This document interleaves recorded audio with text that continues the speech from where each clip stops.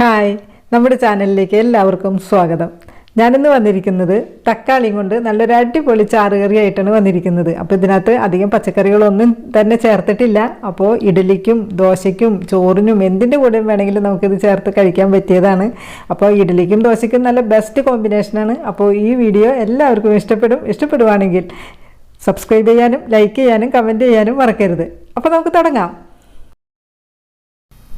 അപ്പോൾ നമ്മൾ ഈ കറി തയ്യാറാക്കാൻ വേണ്ടി എടുത്തിരിക്കുന്നത് ഒരു കുക്കറാണ്. അപ്പോൾ കുക്കറിൽ നമ്മൾ തയ്യാറാക്കിയാൽ പെട്ടെന്ന് തന്നെ നമുക്ക് ഈ കറി റെഡിയാക്കി എടുക്കാൻ പറ്റും.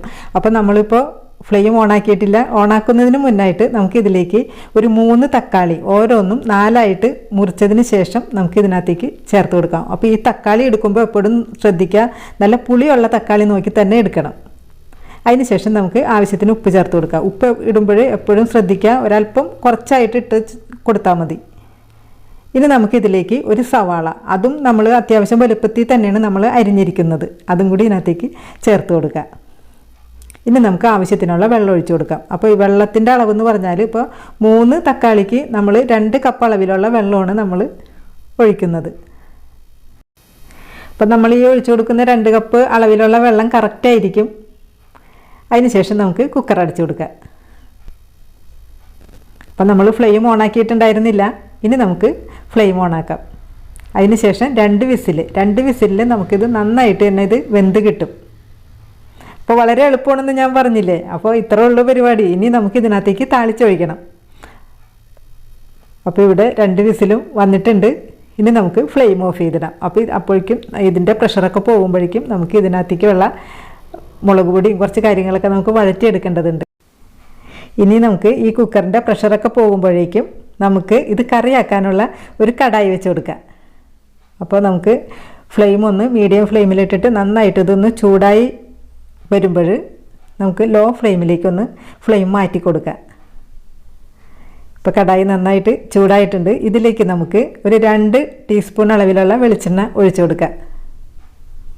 അപ്പോൾ വെളിച്ചെണ്ണ ചൂടായിട്ടുണ്ട്. അതിലേക്ക് നമ്മൾക്ക് ഒരു 1/2 ടീസ്പൂൺ അളവിലുള്ള കടുക്, ഒരു 1/4 ടീസ്പൂൺ ഉലുവ, 1 ടീസ്പൂൺ ഉഴുന്ന്, ഇതെല്ലാം കൂടി ചേർത്തിട്ട് നന്നായിട്ടൊന്ന് വഴറ്റി കൊടുക്കുക. അപ്പോൾ കടുകൊക്കെ നന്നായിട്ട് പൊട്ടി വന്നിട്ടുണ്ട്. ഇനി നമുക്കിതിലേക്ക് 2 വറ്റൽമുളക് ചേർത്ത് കൊടുക്കുക. പിന്നെ നമ്മളിതിനകത്തേക്ക് ചേർത്ത് കൊടുക്കുന്നത് ഒരു 10 ചെറിയ ഉള്ളി ഒന്ന് മുറിച്ചിട്ടുണ്ട്. പിന്നെ ഒരു 10 വെളുത്തുള്ളി. അപ്പോൾ ഈ ചെറിയ ഉള്ളി ഇട്ടില്ലെങ്കിലും കുഴപ്പമില്ല കേട്ടോ, നമ്മളിതിനകത്ത് സവാള ചേർത്തിരിക്കുന്നതിൻ്റെ പേരിൽ. അപ്പോൾ ഉണ്ടെങ്കിൽ ചേർക്കുക, കുറച്ചും കൂടി ടേസ്റ്റ് ഉണ്ടാവും.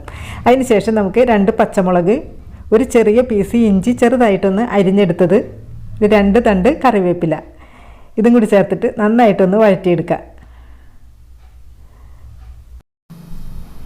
അപ്പോൾ ഇത്ര മതി. ഇപ്പോൾ നമ്മൾ ചേർത്ത് കൊടുത്ത ഉള്ളിയൊക്കെ ചെറുതായിട്ടൊന്ന് ട്രാൻസ്പെറൻ്റ് ആയി വന്നിട്ടുണ്ട്. ഇതിലേക്ക് നമുക്ക് ഒരു 1/4 ടീസ്പൂൺ അളവിലുള്ള മഞ്ഞൾപ്പൊടിയും 1/2 ടീസ്പൂൺ അളവിലുള്ള മുളക് പൊടിയും കൂടി ചേർത്തിട്ട് നന്നായിട്ടൊന്ന് വഴറ്റി കൊടുക്കുക.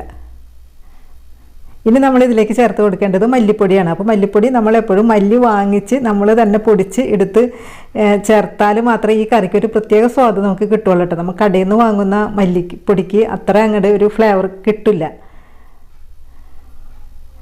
ഇനി നമുക്കിതിലേക്ക് ചേർത്ത് കൊടുക്കേണ്ടത് കായത്തിൻ്റെ പൗഡറാണ്.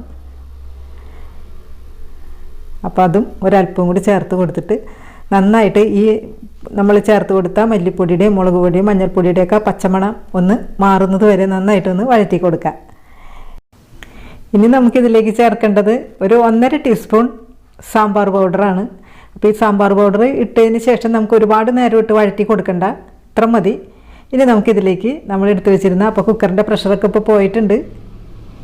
ഇനി നമുക്കതിലേക്ക് നമ്മൾ എടുത്തു വെച്ചിരുന്ന തക്കാളിയുടെ കൂട്ട് ഒന്ന് ഇളക്കിയതിന് ശേഷം നമുക്ക് ഇതിനകത്തേക്ക് ഒഴിച്ചു കൊടുക്കാം.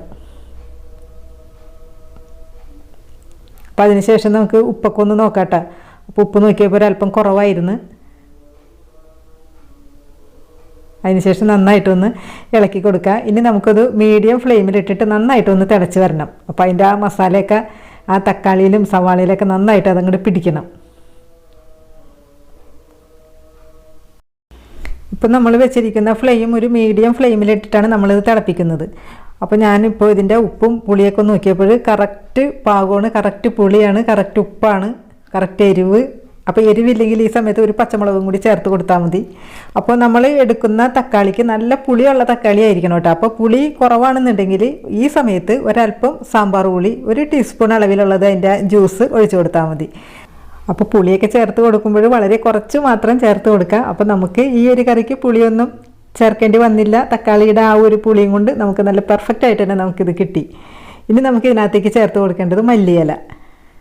അപ്പോൾ അതും കൂടി ചേർത്ത് ഒന്ന് മിക്സ് ചെയ്ത് കഴിഞ്ഞാൽ നമുക്കിനി ഫ്ലെയിം ഓഫ് ചെയ്യാം. അപ്പോൾ ഇത്രയേ ഉള്ളൂ. വളരെ പെർഫെക്റ്റ് ആയിട്ട് തക്കാളി സാമ്പാർ നമ്മളിവിടെ റെഡിയാക്കി എടുത്തിട്ടുണ്ട്. അപ്പോൾ നമുക്ക് ചോറിൻ്റെ കൂടെയും ഇഡലിയുടെ കൂടെ നല്ല ബെസ്റ്റ് കോമ്പിനേഷനാണ് ഇഡലിക്കും ദോശയ്ക്കും. അപ്പോൾ എന്തിൻ്റെ കൂടെ വേണമെങ്കിലും നമുക്ക് ചേർത്ത് കഴിക്കാൻ പറ്റും. അപ്പോൾ ഈ തക്കാളി സാമ്പാർ എല്ലാവർക്കും ഇഷ്ടപ്പെട്ടെന്ന് കരുതുന്നു. ഇഷ്ടപ്പെടുകയാണെങ്കിൽ ഉറപ്പായിട്ടും സബ്സ്ക്രൈബ് ചെയ്യാനും ലൈക്ക് ചെയ്യാനും കമൻറ്റ് ചെയ്യാനും മറക്കരുത്. അപ്പോൾ നമുക്ക് നല്ലൊരു വീഡിയോ ആയിട്ട് വീണ്ടും വരാം. അതുവരേക്കും എല്ലാവരും ഹാപ്പി ആയിട്ടിരിക്കുക. ടാറ്റാ.